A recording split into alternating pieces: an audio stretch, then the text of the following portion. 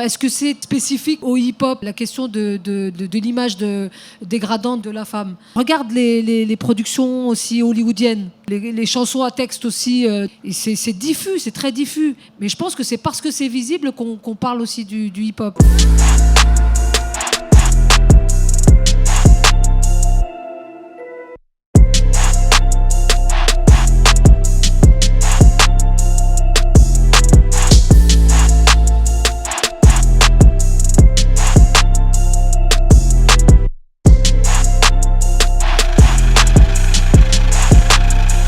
Moi j'ai un positionnement féministe intersectionnel, donc du coup je suis obligée de le coupler, l'antisexisme, l'antiracisme et l'anticapitalisme.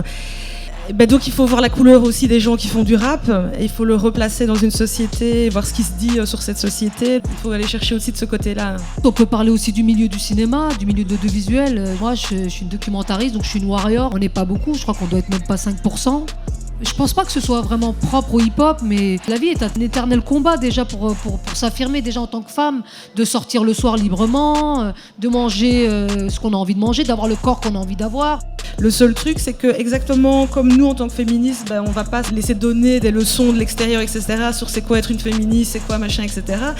A contrario, c'est la même chose, et que probablement cette révolution-là, sur les textes, sur les valeurs, etc., viendra de l'intérieur par des personnes qui sont sensibilisées à ça et qui sont arc-boutées sur leurs valeurs, si un peu la branche sur laquelle elles sont assises dans le business, etc. Et donc voilà. Plus il y aura de rappeuses, plus il y aura de big girls, et moins il y aura d'inégalité finalement en fait. C'est juste laisser la place aux femmes en fait. Moi je pense avec l'événement qu'on a de la Belle Hip Hop, c'est déjà une démarche d'encourager justement les jeunes talents à y croire. Et surtout quand on a une scène internationale, c'est d'autant plus des preuves évidentes. Il faut des programmatrices.